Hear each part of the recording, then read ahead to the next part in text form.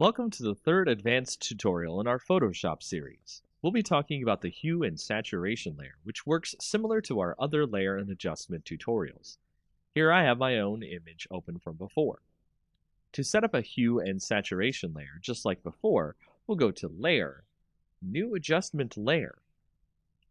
Then put a new hue and saturation layer down on top of the original image. So with hue and saturation, we can see that we can adjust the layer's colors, hue, the saturation, how deep the colors are, or how light they are, to grayscale, or lightness, how dark or light in general the image is. In an image, you can make the colors much more vibrant by sliding the saturation more to the right than usual. Here we can see our copy image stand out much more visually. And if we change the hue towards more of a red spectrum, we can get the copy image to be very strong in color indeed. Use the lightness slider to make sure that things aren't too bright, as extremely vibrant color can be akin to looking into the sun for some viewers of your images. That's all for this tutorial, as you can change images you see fit to make them pop. Welcome to our second tutorial in our advanced line of Photoshop tutorials. This time we'll talk about some features that are similar to curves, but do things in a more individual way. Brightness, contrast, and exposure. Just like before, we'll start out with our image available. As before, we can alter the image from the image drop-down and brightness and contrast under the adjustments, but we'll create a new layer using Layer, New Adjustment Layer, then Brightness and Contrast. That way we can adjust without permanently changing the image. Once in the adjustment layer, we can see that we have a brightness slider and a contrast slider. Tweak your image using these settings. Left is less brightness, making it darker. Right is more, making it lighter. Negative contrast washes out the colors, while positive contrast makes the colors stand out more, but it can make the shadows too dark. Next, we'll add an exposure layer. Go to Layer, New Adjustment Layer, then Exposure Layer. Doing this, you can see we have more sliders here.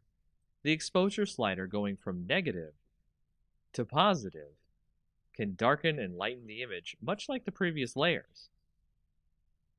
Offset itself changes the absolute light and darkness in the image, so treat that option with care. Gamma correction allows you to add and subtract gamma, general lighting, to the entire image.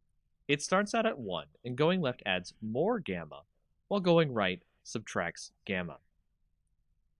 Using all these options allows you to tweak the image as you see fit, so you can make best use of lighting to get the image you want right for your projects. Welcome to our first and a more advanced series of Photoshop tutorials. Here we'll talk about some interesting settings and techniques that will get you more acquainted with Photoshop in general. Let's talk about curves. Curves is a setting in Photoshop that allows you to get richer tones and colors in your pictures. To start, we've opened up our usual copy image here, and we'll click on the Image drop-down, then Adjustments, then Curves. You can also hit Ctrl+M at the same time. Doing this will open the Curves window, which looks like a neat graph chart. In the middle, you should be seeing a line going from the bottom left to the top right. If you want to apply a quick preset which will set the settings for you, you can click the drop-down and change from the default to other settings in the list. Setting the color preset to color negative changes some things here, which we'll explain. As you can see, the individual values on the chart have changed. The original black line is still the same, but each individual color has changed. This is a permanent way to change the values of the image, but if we wanted to make it something a little less permanent and tweak the settings as we edit our image, we can make a new layer by going to Layer, New Adjustment Layer, and then Curves. This will allow us to have our own layer that we can edit the properties of in the Properties window.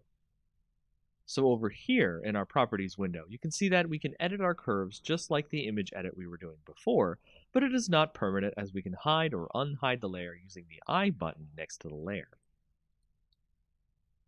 So the main thing to take away from curves is reading the histogram and placing points. We can place points on the histogram so we can change the color changes anywhere in the image, based on the dark spots or the lighter spots of the image. As you can see on our image, the shadows and highlights of our image aren't very great, so we can edit our colors without much interference. So if we put one point in the middle, one point on the end, and one point on the beginning, we can change the colors and alter them in subtle or more advanced ways. Curves help out many Photoshop users with images that have bad contrast or bad lighting. Use curves next time you have an image that needs tweaking. It's one of the most powerful tools in Photoshop's arsenal.